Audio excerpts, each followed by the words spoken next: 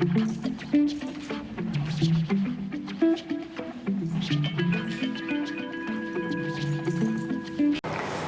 जो बात आप पूछ रहे हैं ये तो बड़ी मतलब संवेदनशील और बड़ी उलझी हुई सी बात होती है, लेकिन इसको भी समझा जा सकता है।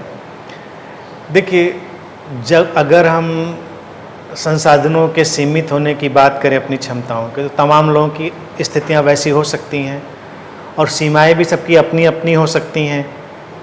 और अगर पेरेंट्स की तरह देखा जाए तो ये सीमा तो बच्चों को भी पता ही होती है कि हमारे माँ बाप की सीमा और क्षमता क्या है। तो अगर वो कोई फैसला लेते हैं तो उसका उनको ध्यान रखना ही पड़ेगा, मतलब वो मर्यादा तो उनके सामने होगी ही, क्योंकि उसके आगे आप जा नहीं सकते। फिर इसमें दूसरा पहलू जो है मैं ये देखता हूँ कि वजह कोई भी हो, कोई आकर्षण या कोई जो अगर हम अपने मन से सोच रहे हैं, लेकिन अगर वो मान लीजिए पढ़ाई की बात हो तो उसमें हमको पहले देखना पड़ेगा पढ़ाई की परफॉर्मेंस क्या है। वो परफॉर्मेंस आप लाते हैं, आप कहते हैं कि ठीक है मैं ऐसा करूँगा, वहाँ जाऊँगा इस तरह से, तो अब उसका आकर्षण किसी भी बात पर हो। अब ये नहीं मैं कहूँगा ड्रग्स पे आकर्षण हो तो वो भी ठीक है, वो तो फिर पूरी तरह से नष्ट करने वाला हो जाएगा, उस पर तो हम सख्ती भी कर सकते हैं। भाई पेरेंट्स की आज़ादी का मतलब ये नहीं कि हम कहें नहीं नहीं ठीक है सब ठीक है। जो चीज़ पूरी तरह से गलत सिद्ध है और प्रमाणित है समाज में, उस पर तो हम पूरी सख्ती भी कर सकते हैं कि ये बात नहीं है, कितने भी तर्क कोई दे। लेकिन जैसे आपने वर्ड फिजिकल अट्रैक्शन उपयोग किया, उसकी बात अगर करें तो ये एक आजकल के समाज में जो जनरेशन है उसके लिए धीरे धीरे बहुत सामान्य घटना होती जा रही है, और हमको विकसित समाज में इसको सामान्य घटना की तरह ही देखना पड़ेगा। अगर इसको हम असामान्य मानने लगेंगे तो समस्याएं होंगी।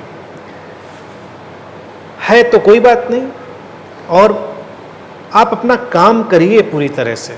पढ़ाई कर रहे हैं तो पढ़ाई में परफॉर्म करिए, जॉब कर रहे हैं तो जॉब में परफॉर्म करिए, जो भी कर रहे हैं उसको परफॉर्म करिए, उसकी गुणवत्ता बनाइए, तो हमें कोई अड़चन नहीं। पेरेंट्स का एटीट्यूड होना चाहिए, हमें कोई अड़चन नहीं।